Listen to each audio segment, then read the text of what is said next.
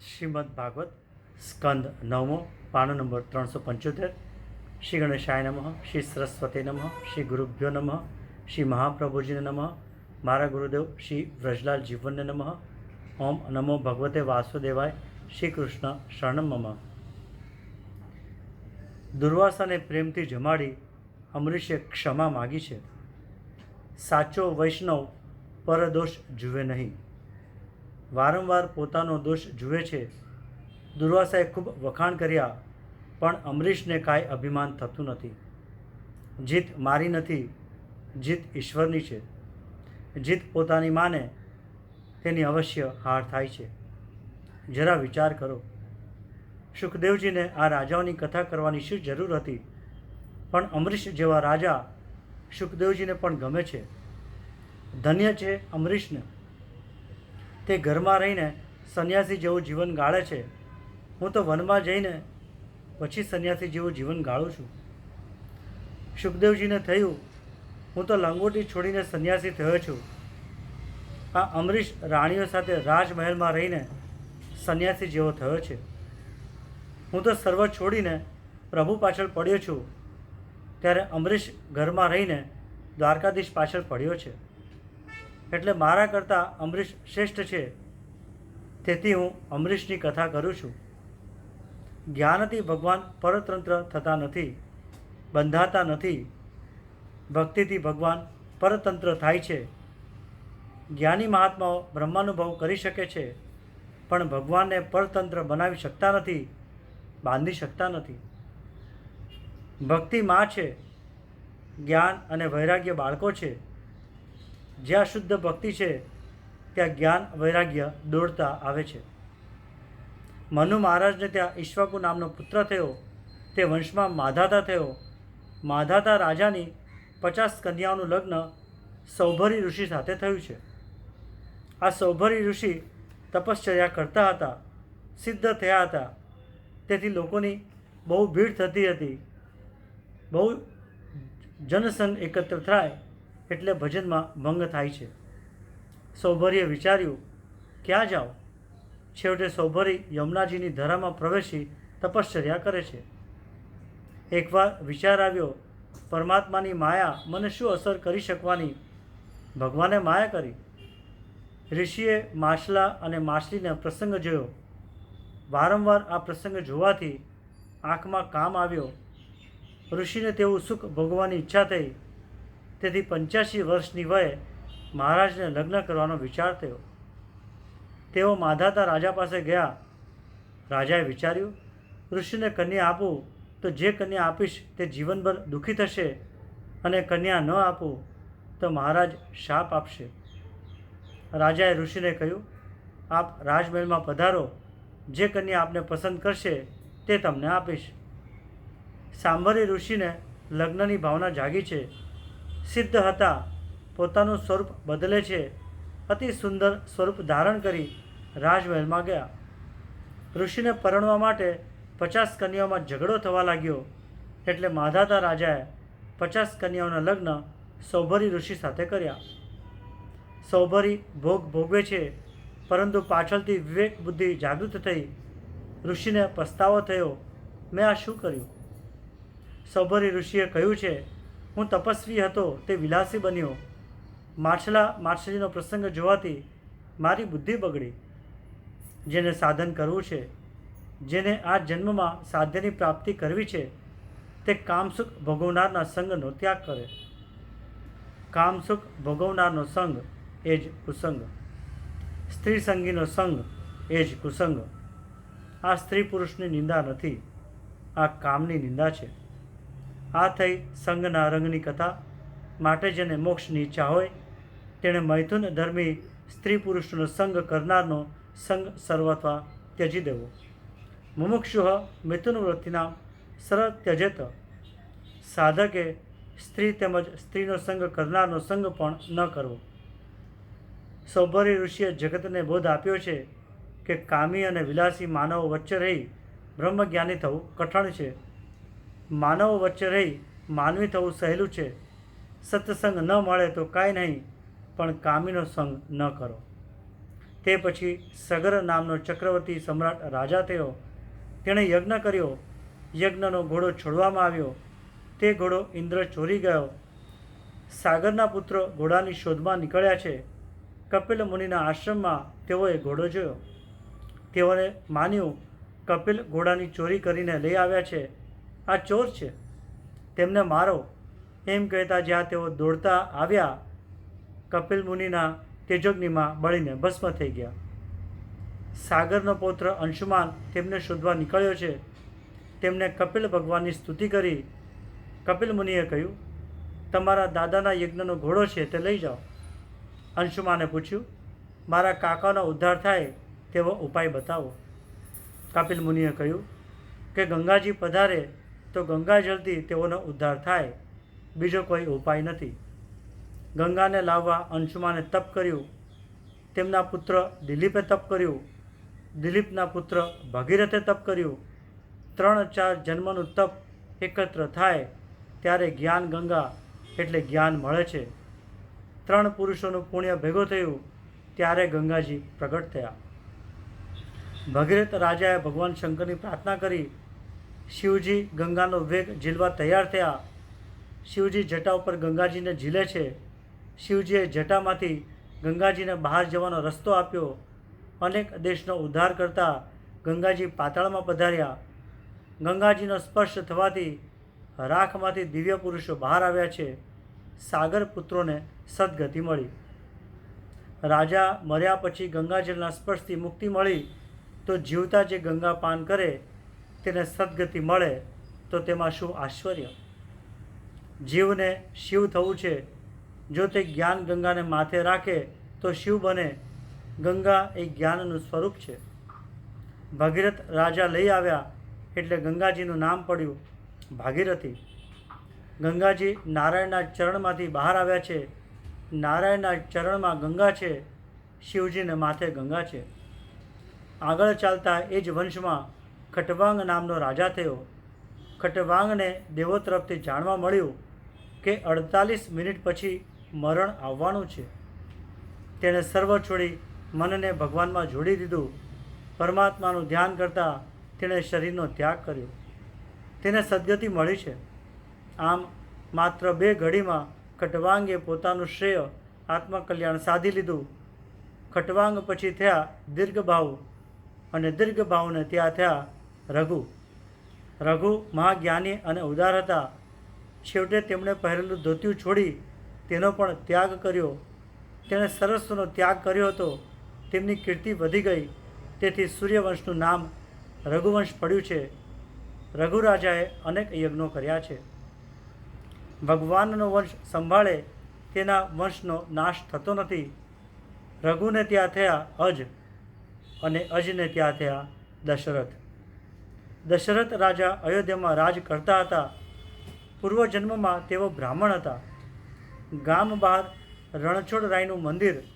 બ્રાહ્મણનો નિયમ રોજ 1000 તુલસીદળ તેઓ ભગવાનને અર્પણ કરતા. વૃદ્ધ થયા છે. 85 વર્ષની ઉંમર થઈ છે. એક વખત તાવ આવ્યો. બ્રાહ્મણ તાવને કહે, હું મારા ઠાકોરજીની સેવા કરી આવું, પછી તું આવજે. તાવનું દુઃખ ભોગવવા તૈયાર છું, પણ મારી સેવાનો ક્રમ ન તૂટે. સંકલ્પ કર્યો તે જ ક્ષણે તાવ ઉતરી ગયો. રણછોડરાયના મંદિરમાં તુલસીદળ અર્પણ કરવા આવ્યા. ત્યાં કોઈનો રડવાનો અવાજ આવ્યો. જોયું તો એક પિશાચીની રડતી હતી. પિશાચીનીએ કહ્યું, પૂર્વજન્મમાં મેં બહુ દુરાચાર કર્યો. મારા ધણીને ત્રાસ આપ્યો, તેથી હું પિશાચ યોનિમાં આવી છું. હવે આપ મારો ઉદ્ધાર કરો. બ્રાહ્મણને દયા આવી. બ્રાહ્મણે રોજના નિયમ પ્રમાણે વિષ્ણુ સહસ્ત્ર પાઠ કરી તુલસીદળ અર્પણ કર્યા અને પ્રાર્થના કરી, હે પ્રભુ, આ પાપી જીવ દુઃખ ભોગવે છે. આ પાપી જીવનો ઉદ્ધાર થાય. હું મારું સર્વ પુણ્ય તે માટે કૃષ્ણાર્પણ કરું છું. પ્રભુ પ્રસન્ન થયા. ભગવાને કહ્યું, બીજા જન્મમાં તું દશરથ થઈશ. પિશાચીની કૌશલ્યા થશે. હું તારે ત્યાં પુત્ર રૂપે આવીશ. તારું પુણ્ય તે એક જીવના ઉદ્ધાર માટે વાપર્યું, તેથી તે અનંત ગણું થયું છે. બ્રાહ્મણે ત્યાં જ શરીરનો ત્યાગ કર્યો છે. તે બીજા જન્મમાં દશરથ થયા છે. તેને 3 રાણીઓ હતી. કૌશલ્યા, સુમિત્રા અને કૈકેયી.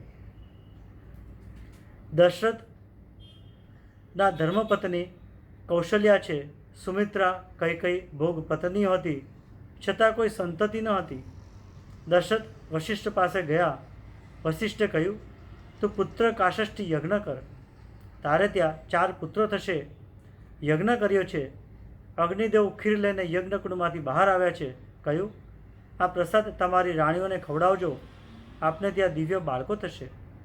વશિષ્ઠે આજ્ઞા કરી, કૌશલ્યા ધર્મપત્નીને પ્રસાદનો અડધો ભાગ આપજે, પછી જે પ્રસાદ રહે તેના 2 ભાગ કરી કૈકેયી સુમિત્રાને આપજે. દશરથે અડધો ભાગ કૌશલ્યાને આપ્યો, પછી જે પ્રસાદ રહ્યો તેના 2 ભાગ કરી કૈકેયી સુમિત્રાને આપ્યા છે. તુલસીદાસ મહારાજે માનસમાં કૈકેયીનો ખૂબ બચાવ કર્યો છે. એકનાથ મહારાજે તેને જન્મથી કર્કશા ચિતરી છે. કર્કશ વાણીથી પતિદેવનું અપમાન કરે તે કૈકેયી. કૈકેયીએ દશરથનું અપમાન કર્યું. મને છેલ્લો પ્રસાદ કેમ આપ્યો? આકાશમાં ફરતી સમડી ત્યાં આવી. સમડી પ્રસાદ ઉઠાવી લઈ ગઈ. અંજની દેવી તપશ્ચર્યા કરતા હતા ત્યાં સમડી આવી, છાયા આપી. અંજની માના હાથમાં પ્રસાદ આપ્યો. અંજની પ્રસાદ આરોગી ગયા છે. આથી તેને ત્યાં હનુમાનજીનું પ્રાગટ્ય થયું છે. હનુમાનજી પહેલાં આવે છે તે પછી કૈકેયીને પશ્ચાતાપ થયો. હું પ્રસાદ વગર રહી. કૌશલ્યાએ પોતાના ભાગમાંથી થોડો પ્રસાદ આપ્યો. સુમિત્રાએ પણ થોડો ભાગ આપ્યો. 3 રાણીઓ પ્રસાદ ગ્રહણ કરે છે. તમારું ઘર તમે અયોધ્યા જેવું બનાવો, જ્યાં યુદ્ધ ન થાય એ અયોધ્યા. શરીર પણ અયોધ્યા થઈ શકે જ્યારે તે સરયુના કિનારે રહેશે, ભક્તિના કિનારે રહેશે. ભક્તિના કિનારે રહેશો તો તમારું શરીર અયોધ્યા બનશે. અયોધ્યા એટલે કલહ વિનાની કાયા. શરીર એ અયોધ્યા છે. તમારા શરીરને અયોધ્યા બનાવજો. પણ તે અયોધ્યા ક્યારે બને કે જો તે સરયુના ભક્તિના કિનારે રહે તો. અને આવી નગરીમાં રહેલો જીવાત્મા પછી દશરથ બને છે, જીતેન્દ્રિય બને છે. માનવ જીવન ક્ષણભંગુર છે એમ માની મનુષ્ય નિરપેક્ષતા ધારણ કરે, નમ્ર બને. તમારા ઇન્દ્રરૂપી ઘોડાઓને કાબૂમાં રાખી તમારો શરીરરૂપી રથ સીધો ચાલે તો પછી રામજી પધારે. તમારી ઇન્દ્રિયોને કાબૂમાં રાખો, જીતેન્દ્રિય બનો. ઈશ્વરની સલાહ લેજો, મણિરામની સલાહ લેશો નહીં, મન દગાખોર છે. ઈશ્વરની સલાહ લેજો, મણિરામની સલાહ લેશો નહીં, મન દગાખોર છે. દશરથ એટલે 10 ઇન્દ્રિયરૂપી ઘોડાઓને કાબૂમાં રાખી જેનો રથ રામજી તરફ જાય છે, પ્રભુ તરફ જાય છે, તે દશરથ. આવા દશરથને ત્યાં ભગવાન પુત્ર રૂપે આવે છે. 10 મુખ રાવણને ત્યાં વિષયોને હદ ઉપરાંત ભોગવે તેને ત્યાં ભગવાન કાળ રૂપે આવે છે. દશરથ એ જીવાત્મા છે. આ 10 ઇન્દ્રિયોને જીતી જે જીતેન્દ્રિય બને છે તે દશરથ છે. સર્વને રાજી કરે તેને ત્યાં સર્વેશ્વર આવે છે. દશરથ બધી રાણીઓને ઈચ્છા પૂછે છે તે પૂછે છે. સુમિત્રા કહે છે, મારે અલગ રહેવું નથી, મારે કૌશલ્યાની સેવામાં રહેવું છે. દશરથને થયું આનો પુત્ર થશે તે મહાજ્ઞાની થશે. કૌશલ્યા તો જ્યારથી રામજી પેટમાં આવ્યા છે ત્યારથી ઈશ્વરનું ધ્યાન કરે છે. સહજ સુમિરન હોત હે. કૌશલ્યના રોમ રોમથી પરમાત્માના મંગલમય નામનો જપ થતો હતો. દશરથે પૂછ્યું, મહારાણી તમારી શી ઈચ્છા છે? કૌશલ્યા બોલ્યા, ઈચ્છા એ જ દુઃખનું કારણ છે. મારે કોઈ સુખ ભોગવવું નથી. હું તો આનંદરૂપ છું. મને એકલા ધ્યાન કરવા દો. દશરથજીએ આવી વશિષ્ઠજીને કહ્યું, ગુરુજી આ તો આવું બોલે છે. વશિષ્ઠ કહે છે, આ શુભ ચિહ્ન છે. 9 માસ પરિપૂર્ણ થયા છે. રાત્રે દશરથજી સૂતેલા હતા. તેને સુંદર સ્વપ્ન દેખાયું. મારા આંગણે મહાત્મા ઋષિઓ આવ્યા છે, મને ઉઠાડે છે. સ્વપ્નમાં દશરથજીએ સરયુમાં સ્નાન કર્યું. ઠાકોરજીને પંચામૃતથી અભિષેક કર્યો. સ્વપ્નમાં લક્ષ્મી નારાયણની આરતી ઉતારતા હતા. દશરથ મહારાજ વારંવાર દર્શન કરે છે. મને જોઈ પ્રભુ હસે છે. સ્વપ્નમાં ત્યાં તે જાગ્યા છે. આજે સુંદર સ્વપ્ન દેખાયું. સારું સ્વપ્ન દેખાય તે પછી સુવાય નહીં. વિચાર્યું મારા ગુરુદેવને સ્વપ્નનું નિવેદન કરવું. તેઓ વશિષ્ઠ પાસે આવ્યા છે. વશિષ્ઠે પૂછ્યું, પ્રાતઃકાળમાં કેમ આવ્યા? દશરથજીએ કહ્યું, સ્વપ્નમાં મેં લક્ષ્મીનારાયણની આરતી ઉતારી. મેં જોયું કે નારાયણમાંથી દિવ્ય તેજ નીકળી કૌશલ્યાના પેટમાં જાય છે. વશિષ્ઠજી કહે છે, આ સ્વપ્નનું ફળ ઉત્તમ છે. પરમાત્મા નારાયણ તારા ઘેર આવવાના છે તેનું આ સૂચક છે. મને ખાતરી છે આ સ્વપ્નનું ફળ તને 24 કલાકમાં મળશે. રાજાનો આનંદ સમાતો નથી. મારે ત્યાં ઠાકોરજી આવવાના છે. રાજાએ સરયુમાં સ્નાન કર્યું છે. દશરથજી ઠાકોરજીની સેવા કરે છે. આ બાજુ કૌશલ્યા ધ્યાનમાં છે. આજે પરમ પવિત્ર રામનવમીનો દિવસ છે. જેહી દિન રામ જન્મ શ્રુતિ ગાવહી, તીરથ સકલ તહાં ચલી આવહી. ભગવાન શંકર તો જોશી બની અયોધ્યાની ગલીમાં ભમે છે. શંકરના ઈષ્ટદેવ બાળક રામ છે. પ્રાતઃકાળથી દેવો ગંધર્વ પ્રતીક્ષા કરે છે. વૈષ્ણવો અતિ આતુર ન થાય ત્યાં સુધી ભગવાનનો જન્મ થતો નથી. પરમ પવિત્ર સમય પ્રાપ્ત થયો છે.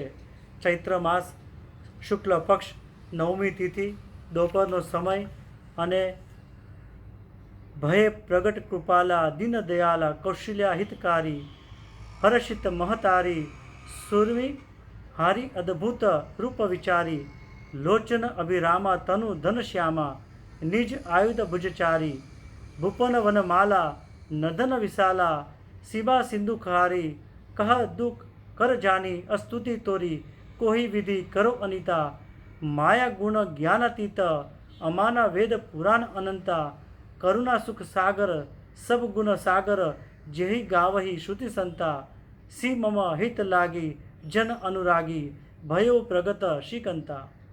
દશરથને ત્યાં સાક્ષાત પરબ્રહ્મ શ્રી હરિ પ્રગટ થયા છે. જે નિર્ગુણ છે તે ભક્તોના પ્રેમવશ આજ સગુણ બન્યા છે. જેનું વેદો આવી રીતે વર્ણન કરે છે તે જ શ્રી હરિ ભક્તોનું હિત કરવા દશરથના પુત્ર બનીને અયોધ્યામાં આવ્યા છે. આકાશમાંથી દેવો ગંધર્વો પુષ્પવૃષ્ટિ કરે છે. આજ બતાવ્યું મારા ભક્તોનું હું ચારે તરફથી રક્ષણ કરું છું. એટલે ચતુર્ભુજ રૂપે પ્રાગટ્ય થયું છે. માતાજીએ સુંદર સ્તુતિ કરી છે. નાથ, મારા માટે તમે બાળક બનો, તમે માં માં કહી બોલાવો. માતાજીને ભાન કરાવ્યું. હું ઈશ્વર છું. ચતુર્ભુજ સ્વરૂપ અદૃશ્ય થયું અને 2 હાથવાળા બાળક બન્યા છે. દાસીઓને ખબર પડી. કૌશલ્યા માના ગોદમાં સુંદર બાળક બિરાજે છે. કૌશલ્યાએ 9 લખો હાર દાસીને આપ્યો છે. મારો રામ સુખી થાય, હું આનંદથી આપું છું. દાસી કહે, મારે કાંઈ જોઈતું નથી, મારે તો રામને રમાડવો છે. દાસીની ગોદમાં રામને આપ્યા છે. આજે તેનો બ્રહ્મ સંબંધ થયો છે. દાસી દોડતી દોડતી દશરથ પાસે આવી છે. મહારાજ મહારાજ વધાય વધાય, લાલો ભયો હોય, સાક્ષાત નારાયણ આવ્યા હોય તેવું લાગે છે. દશરથજી વૃદ્ધ થયા છે. આજે ઘણા વર્ષે પુત્ર આવ્યો છે. પુત્ર સાધારણ નહીં પણ સાક્ષાત પરમાત્મા પુત્ર રૂપે આવ્યા છે. દશરથજીએ શૃંગાર ધારણ કર્યો છે. દશરથજી આવ્યા છે. પ્રથમ ગણપતિ પૂજન થયું છે. એટલું બધું દાન આપ્યું કે અયોધ્યામાં કોઈ ગરીબ રહ્યા નથી. વશિષ્ઠે વેદ મંત્રનો ઉચ્ચાર કરી મનમાં મંત્રનો અભિષેક કર્યો છે. દશરથજી અંતઃપુરમાં આવ્યા છે. આજે રામલીલાના દર્શનથી બધી દાસીઓ દેહભાન ભૂલી છે. દેહભાન નહીં તો લાજ કાઢે ક્યાંથી? પરમાનંદ થયો છે. દેવો ગંધર્વો સૂક્ષ્મ રૂપે લાલાના દર્શન કરવા ગયા છે. રામ જન્મોત્સવમાં સગળાને આનંદ થયો. બધા દેવોને સુખ થયું છે. એક ચંદ્રને દુઃખ થયું છે. રામલીલાના દર્શન કરી સૂર્યનારાયણ સ્તબ્ધ બની સ્થિર થયા છે. સૂર્યનારાયણ આગળ વધતા જ નથી. સૂર્ય અસ્તમાં જાય તો હું તમારા દર્શન કરી શકું. ચંદ્રમાએ રામજીને પ્રાર્થના કરી, આ સૂર્યને આગળ જવાનું કહો ને, મને તે તમારા દર્શન કરવા દેતો નથી. તેમ કહી ચંદ્ર રડવા લાગ્યો. ત્યારે રામજીએ ચંદ્રને આશ્વાસન આપ્યું, આજથી હું તારું નામ ધારણ કરીશ. ચંદ્ર તો પણ પ્રસન્ન થયા નહીં. રામજી કહે છે, તું ધીરજ રાખ. આ વખત મેં સૂર્યને લાભ આપ્યો છે, પણ ભવિષ્યમાં કૃષ્ણ અવતાર ધારણ કરી તને એકલાને જ દર્શન આપીશ. કૃષ્ણ અવતારમાં હું રાત્રે 12 વાગે આવીશ, એટલે તને લાભ મળશે. કૃષ્ણ જન્મ વખતે 3 જ જણા જાગે છે, વસુદેવ, દેવકી અને ચંદ્ર. જે રાત્રે જાગે તેને કનૈયો મળે છે. સૂતો હોય તેને કનૈયો મળતો નથી. જાગવું એટલે જાનીએ જીવ તબહી જગ જાગા, જબ સબ વિસવ બિલાસ બિરાગા. ગીતાજીમાં કહ્યું છે, યા નિશા સર્વભૂતાનામ તસ્યામ જાગ્રતે સંયમી યસ્સામ જાગૃતિ ભૂતાની સા નિશા પશ્યતિ મુનેહ. સંપૂર્ણ ભૂત પ્રાણીઓને માટે જે રાત્રિ છે, નિત્ય શુદ્ધ પરમાનંદને પ્રાપ્ત કરવા તરફ જેઓ દ્રષ્ટિ પણ કરતા નથી, તે નિત્ય શુદ્ધ પરમાનંદમાં યોગી પુરુષ જાગે છે, તેમાં સ્મરણ રહે છે. અને જે પ્રાણીઓ નાશવંત ક્ષણભંગુર સાંસારિક સુખોમાં જાગે છે, તે રાત્રિ સમાન છે. તેવા પુરુષોને પરમાત્માનું જ્ઞાન થતું નથી. વસુદેવજી દેવકીની સ્થિતિ જુઓ. સંપત્તિ ગઈ, રાજ્ય ગયું, સંતતિ ગઈ, અપરાધ વગર હાથ પગમાં બેડીઓ પડી, તેમ છતાં આવા દુઃખમાં પણ ભગવાનનું સદા સ્મરણ કરે છે. માટે દુઃખમાં પ્રભુના નામનું વિસ્મરણ ન થાય તે જોજો. દુઃખમાં સાવધાન રહી જે ઈશ્વરનું ભજન કરે તેને ત્યાં ભગવાન આવે છે. વિદ્યારણ્ય સ્વામીએ કહેલું છે, નળ રામ જેવાના જીવનમાં દુઃખના પ્રસંગો આવ્યા છે તો આપણો શું હિસાબ? તેથી દુઃખથી ડરશો નહીં.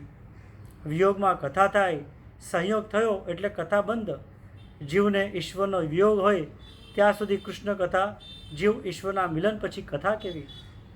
ભાગવતમાં દશમ સ્કંદના 14મા અધ્યાયમાં અને સુદામા ચરિત્ર વખતે સુખદેવજીને પ્રેમને દબાવવો પડ્યો છે. પ્રેમમાં સમાધિ લાગી જાય તો રાજાનું શું થાય? દશરથજીએ બાળ સ્વરૂપ જોયું, હૃદય ભરાયું. દશરથને થયેલા આનંદનું વર્ણન કરવાની શક્તિ સરસ્વતીમાં પણ નથી. રામ દશરથની 4 આંખ મળી. રામલાલાએ ગાલમાં સ્મિત હાસ્ય કર્યું છે. દશરથજી રામજીની જીવ ઉપર મધ ચટાડવા લાગ્યા. દશરથ રાજાએ વશિષ્ઠને વેદ મંત્રો બોલવાનું કહ્યું. વશિષ્ઠજી કહે, રામના દર્શન કરીને વેદો તો શું, મારું નામ પણ ભૂલાઈ ગયું છે. હું શું મંત્ર બોલું? દર્શનમાં નામ રૂપ ભૂલાય ત્યારે દર્શનનો આનંદ આવે છે, બ્રહ્મ દર્શનનો આનંદ આવે છે. તત્ર વેદા અવેદા ભવંતી. ઈશ્વર દર્શન થયા પછી વેદો પણ ભૂલાય છે. ઈશ્વરનો સાક્ષાત્કાર થયા પછી વેદો પણ ભૂલાય છે. વેદો પણ મિથ્યા છે. ઈશ્વરનો સાક્ષાત્કાર થાય તો વેદની પણ જરૂર નથી. ઈશ્વરનો સાક્ષાત્કાર થાય તો વેદો ભૂલાય, જગતના નામરૂપ ભૂલાય અને પોતાનું ભાન પણ રહેતું નથી. એટલે વશિષ્ઠજી કહે છે, મારું નામ શું છે તે પણ હું ભૂલી ગયો છું. અહીં આ કથાને વિરામ આપું છું. કૃષ્ણાર્પણ.